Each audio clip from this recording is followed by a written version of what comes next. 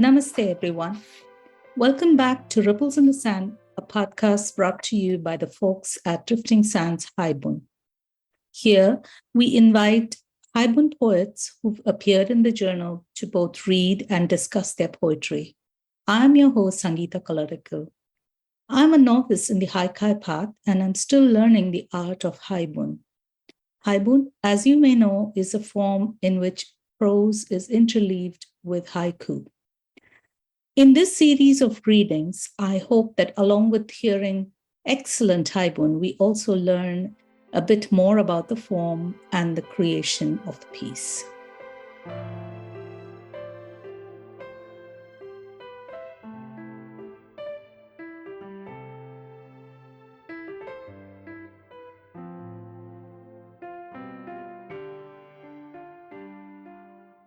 Bringing together Haibun that reflects heightened states of awareness and movements of creative unconscious, his book, Pilgrimage, received the Haiku Society of America's Merit Book Award for Excellence in Haibun Writing in 2020. His book of haiku, The New World, was shortlisted for the Haiku Foundation's Touchstone Award in 2017. A professor of English at the University of Texas at El Paso, he is a widely published haijin. Ripples in the Sand welcomes Keith Polette. Thank you. Hey, so in your essay, A Hair's Breadth, a consideration of contemporary Haibun, published in the latest issue of Frog 45.3, autumn 22, you wrote, the Haibun is a prosymmetric form which is grounded in the skillful and dynamic interplay between well-crafted sentences and carefully constructed verse. So I know that in today's podcast, we will hear some fine examples of exactly that. Well, I hope so.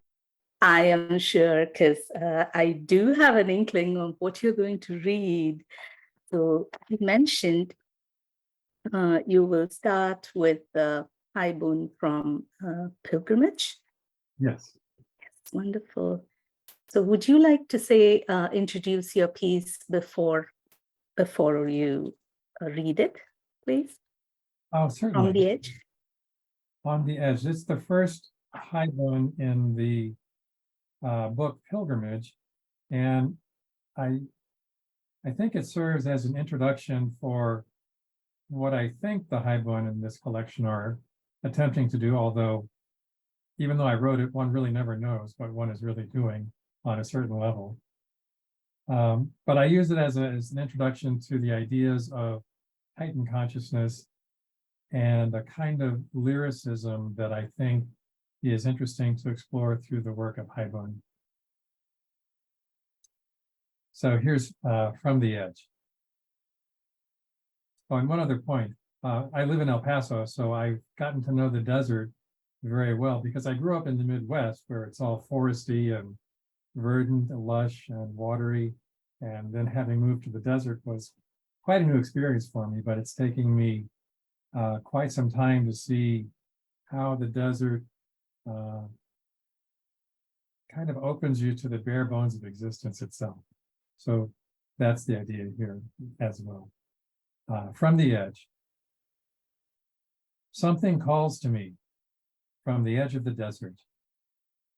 A fence of sagging guitar strings that no longer carries a tune. The scattered skulls of cows lowing to the wind. An arroyo mouthing a dry poem. Stones rising out of the sand to sing of constellations that have never been named. A rusted truck turned sphinx, waiting for a lone traveler to question. A blue-tailed lizard, startled by the passing shadow of a hawk that scurries onto the top of a rock, surveys the empty sky and then rests like a monument to itself for the whole of an afternoon. Hands in prayer, a butterfly brings its wings together. Thank you. This is beautiful. You know, this haibun pulverized my own rules of writing, and I'm I'm so amazed at how you managed to catch the attention of the reader and also the listener. That this is one sentence. Yes. It's beautiful. It's Well, beautiful. And especially the haiku at the end, hands in prayer, a butterfly brings its wings together. It's exactly that, hands in prayer. Oh, yeah. my goodness, it's beautiful. So desert was the one, was what inspired you for this haibun. Yes. And yeah, I was also wondering about the inner consciousness. Where were you driving this haibun at? Well, I've really been interested in, as I wrote in another article, in the lyricism that's possible to use in the prose section of the haibun. Because it seems to me that oftentimes in prose, we may shift to what I might call the language of utility, just to convey information, to present facts, to set the scene. And that's all great and well and good.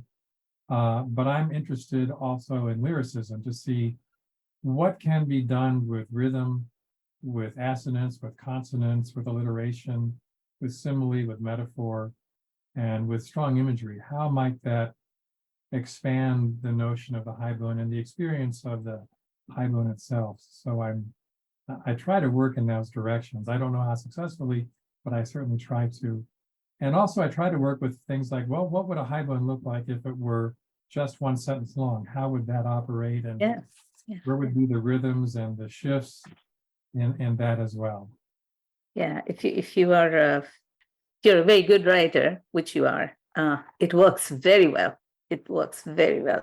This is a very beautiful one. I think this leads to the next one.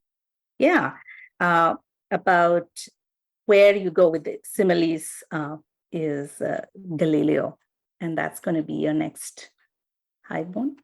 Yes, Galileo. Yeah. And well, because this is one thing that I mean, Basho did this in The Narrow Road, right? He uses figurative language, especially in that opening section, and even in some of his haiku.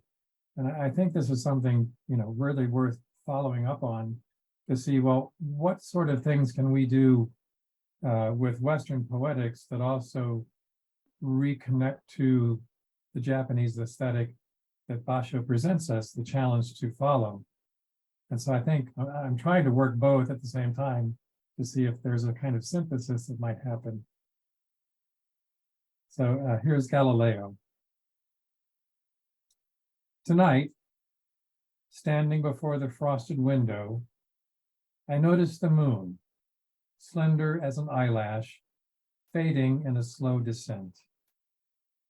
And I think about Galileo, not in his prime when he witnessed the heavens whirling and darting like luminescent barn swallows, cavorting in the center stage of his telescope, but later, after he had been placed in lifelong house arrest.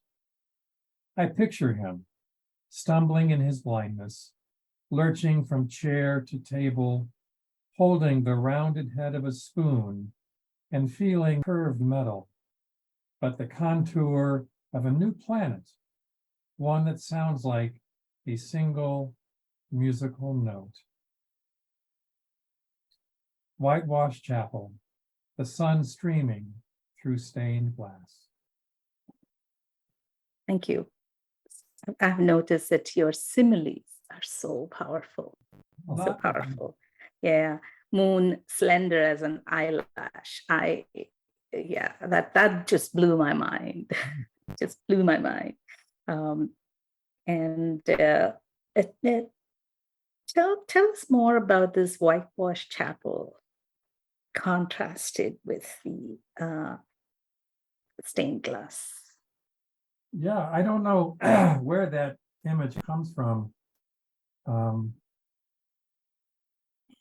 There's one thing I try to do as a writer is I try to be open to what Robert Bly in his book Leaping Poetry recognizes as rapid associations from one image to another that may not have a strictly logical coherence, but may have an emotional resonance or a felt connection. And so it seemed to me that in this poem, perhaps the whitewashed chapel, the sun, there's a kind of prayer-like or sacred quality to what Galileo perhaps may have been working with in his life. I mean, he was certainly trying to chart the movement of the stars, the planets. Yeah. There's something beyond that. Yeah. You know, going back to the whole Greek idea of the universe reflecting human nature being in correspondence with the movement of the stars. So there's a sacred quality to all of that. Right. Also in El Paso, whitewashed chapels, you see a lot more of Absolutely. those, yes. All the Pueblos, I don't know if there are stained glass windows though, but maybe not in that whitewashed chapel. But well, yes, in the churches here, we have many stained glass windows. Yeah. oh, okay, beautiful. Tell us about the title, Pilgrimage, for this book. Well, I had really not been thinking about writing a book because I just started writing Haibun poems. And I ended up with about 44. Many of them got published in journals. And I thought, well, this could make an interesting collection. And as I looked at them, I saw, oh, well, this is, for me anyway, a kind of exploration of what one might do with the form and how one might investigate what Tony Hoagland calls heightened states of emotional awareness, or the mind in motion. And I really like that idea. So I thought, well, this is kind of a pilgrimage of not only my life experiences, but also of my aesthetic development and of my exploration of how I might use language in its variety of forms to really experience and come to grips with and express aspects of myself that I wasn't aware of. And so it is a pilgrimage of sorts. Yeah, it really is. Yeah. So when we talked before, you said to me that Carl Jung helped you make sense of the rough spots of life. Can you tell me a little bit more about it and how it influenced your writing, perhaps?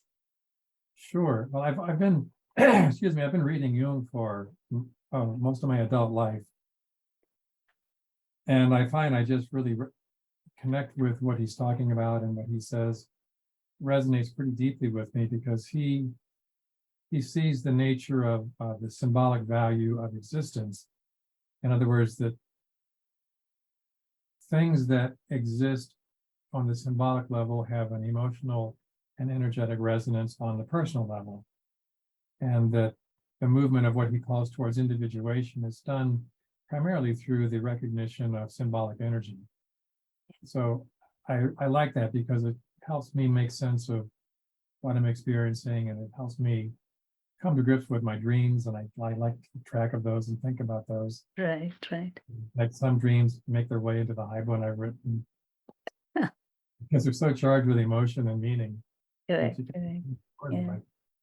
So the only thing I know about Jung and Jungian is his brief friendship with Freud, who is very popular among everybody. So everybody knows Freud. Only few people know about Jung. But they did have a conflict of interpretation of dreams, isn't it? So that's the only thing I know about Carl Jung. You want to tell us a little bit more, just with relation to Haibun, for our listeners who are not so well versed in, like me. Well, just a quick background on Jung. He started his work with schizophrenic patients in Switzerland before he encountered Freud. And then he read The Interpretation of Dreams, and he and Freud began a correspondence.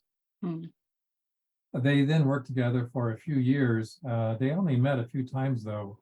One time they had a conversation that lasted 13 hours. They also Yeah. came to America, where they both gave lectures at Clark University.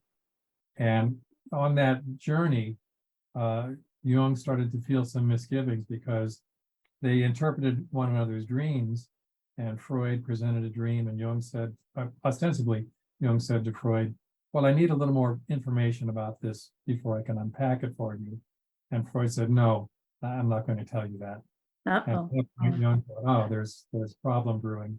And so the rift began, and it really widened until Jung published his first major book, the Archetypes of the Unconscious, and that caused a big split with Freud. But in terms of how Jung works with Haibun, is he was very interested in the creative aspect of the psyche, whereas for Freud, a lot of it was about the repressed aspect of the psyche, not the creative, actually transcendent movement that's possible.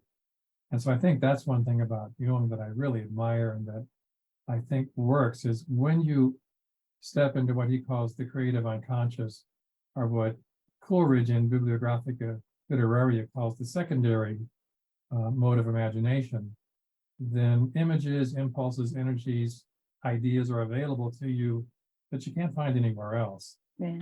Those, I think, allow for and provide a deepening of experience, bringing you down to a greater level of our humanity. Yeah, yeah.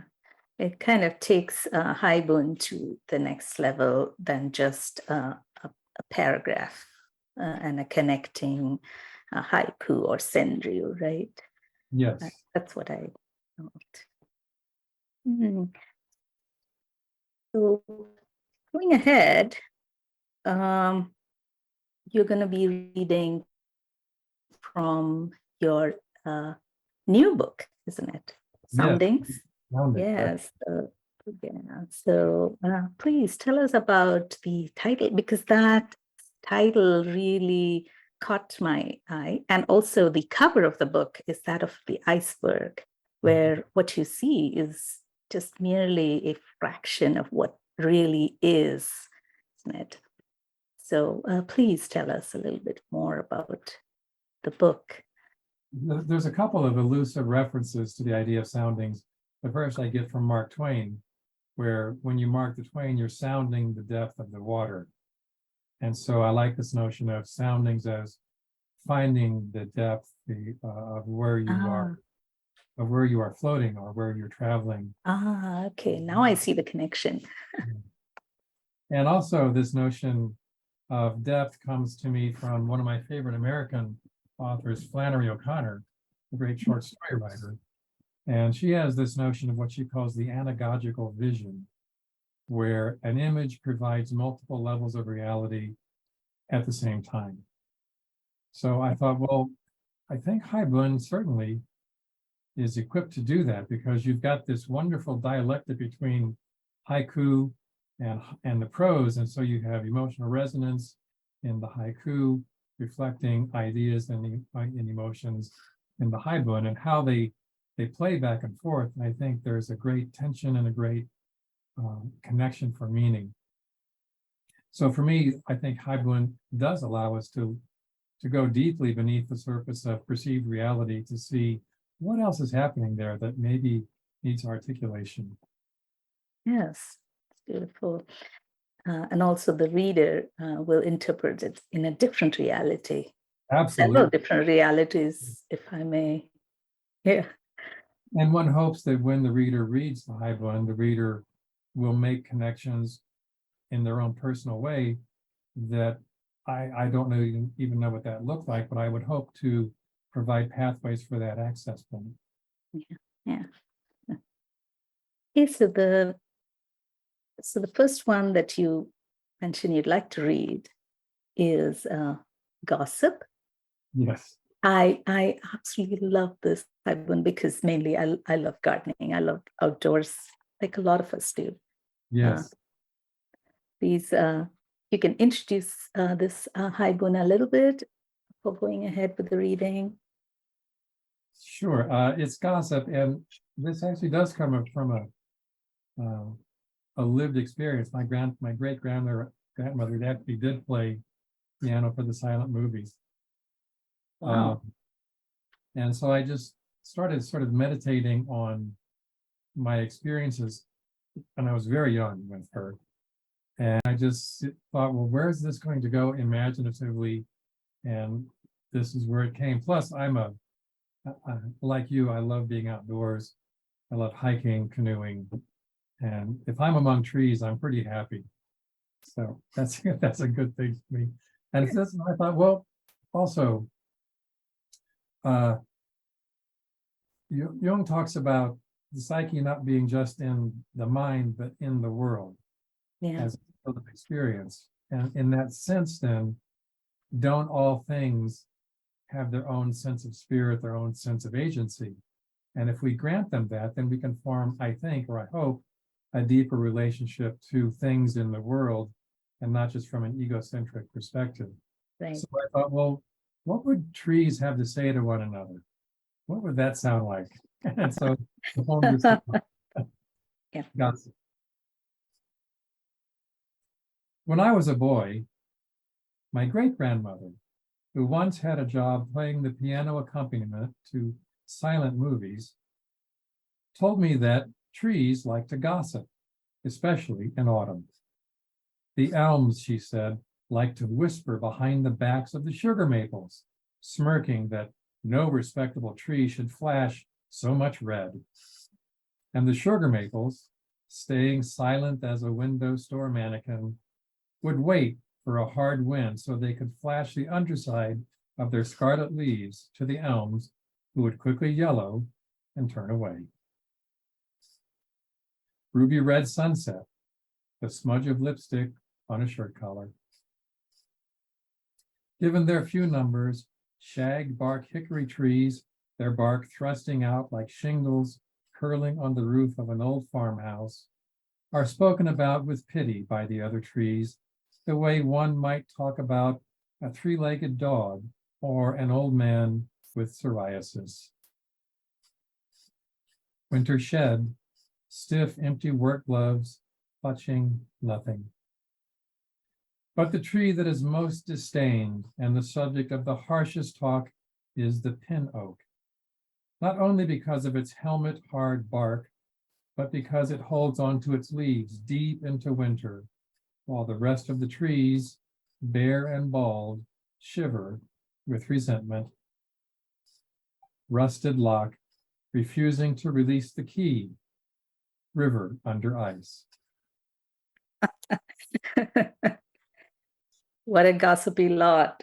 No, Beautiful, beautiful haiku. Thank you.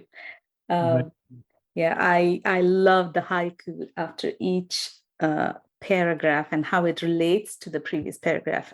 It's almost like each of those is a haibun in itself, and this whole thing is a sequence of haibun. So this is just beautiful. It's a really interesting way to think about it. I like it. I'm a novice, so I'm just looking at it, in my own very new, different way. Sorry if it's not what you intended, but I feel it's beautiful, and I love the pin oak, because we have one in the front yard, and oh boy, it's a pain. I'm sure all the trees hate it. Resented, and also people, because it sheds its leaves in the middle of winter, and then when you are supposed to be shoveling all the snow, you're also raking. It's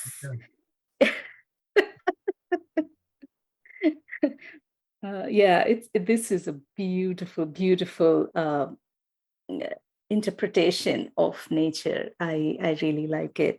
Like, you see one thing and so many different paths can cross, right? Right. The next one, that was the first of your haibun I've read in this book, from Red Riding Hood's blog. I absolutely loved it. I literally guffawed out loud at some of the similes that you had. So please, if you would tell us a little bit more before you read. Sure. Yeah, I call this Red from Red Riding Hood's blog, as though the fairy tale character were writing a blog. What would that sound like? And so I guess a couple things I'm doing in soundings is I'm trying to take a different perspective and ask myself, what would trees say? What would Red Riding Hood say? And put myself in that perspective and see what comes of it. So I think the shift in perspective, for me personally as a poet, is really important to try to do, so that it keeps my imagination fresh and it keeps my perspective moving in new directions. And also, I've tried to put a little humor into these, because I think Haibun should also have humor. It should have the panoply of human emotion, and humor, I think, is an important one. I don't know how funny it is, but I had a lot of fun writing it. So I thought, because some of the Haibun I've written are surreal, some of them are deeply meditative, but I thought for soundings, I should like to try a little with humor. So here's from Red Riding Hood's blog. Recently, I've been reading some poets who've been trying to revise my story, like I'm an iPhone that needs an update, or like I'm little more than a social construct with as much value as a can of soup, like they know. For whatever reason, they're not satisfied with me living in Once Upon a Time in Ilo Tempore, so they wrench me out of the primeval forest of myself, one of the few places left where you can still find wolves to talk, and relocate me in the suburbs, like I'm in a witness protection program, where they postulate that I'm a bored soccer mom, divorced from the woodcutter who has a drinking problem, with 2 kids, driving a Toyota, and living the kind of life where I do little more than make the cupcakes of ennui, all the while longing for those timeless days when I traversed the woods like a lit match on a path that was dangerous, dark, and deep. Summer sales, all-you-can-eat coupons at the Pork Palace. So, let me set the record straight. What people miss is that the wolf didn't dispatch my grandmother, didn't devour her like a Thanksgiving ham, because, wait for it, the wolf is my grandmother and vice versa. Sometimes she's the grandmother, sometimes she's the wolf, and there is no difference. It just depends on how you look at it. I thought everyone knew that. So, later in the story, when the wolf eats me, don't be concerned. Don't call the woodcutter and don't rewrite me, because if you really think about it, you'd realize that I belong in the belly of the beast, because that's where I find the time to change, to let my teeth grow long and sharp, to perfect my growl, and where finally I become reborn as the Great Mother, the one who is fierce, ferocious, and free, the one coming your way. Ice Cave, the dragon's heart stirring in the dark. Thank you. That's beautiful. I love the interpretation of Red Riding Hood, and love the similes, so many of them. And, many of them, you laugh at it, but it does make you think. It's not just on the surface, right? I mean, especially the part of the multifaceted nature of human beings. We are at once kind, soft, and fierce, and hard. So that's a very different way. And, I have never thought of it that way. I've never thought of wolf and the grandmother being the same, right? But that's a great interpretation of the whole story. And that's kind of a Jungian idea, right? Because the grandmother is the great mother figure. She's the figure who leads you into the world of understanding, but you the grip with the wolf, because if you're just innocent and don't recognize the wolf aspect of yourself, then you remain innocent and underdeveloped forever. Right. So the great wolf, it's all of one piece, and you've got to recognize these energies in your own self. And when you go into the interior, you'll find them. Yeah. And, when I think back, it's almost like a mother or grandmother has to be soft and everything. But at the same time, you have to show your teeth that several times, right?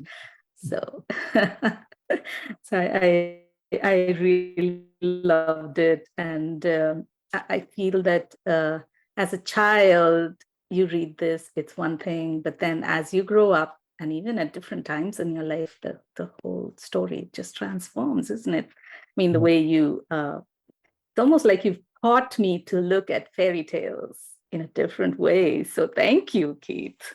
Well, thank you. Where did this idea come from? Well, I teach, I do spend time at the university in my courses. I do teach fairy tales to some degree, and I show the metaphoric qualities to them because, of course, fairy tales, being fairy tales, do not point to the outer world, they point to the inner world. And so that means then, well, they must be operational metaphors for something. And in that case, what might they be? And so one of the things I do is I take fairy tales and I unpack the metaphor to show how they work and what the images might mean. So it came a lot from, I think about fairy tales a lot. I think they're wonderful. And so it came, I think, a lot from that. And I have read a few poems where they really do try to update the fairy tales and put them in the social realm. And personally, I don't think they work all that well to do that.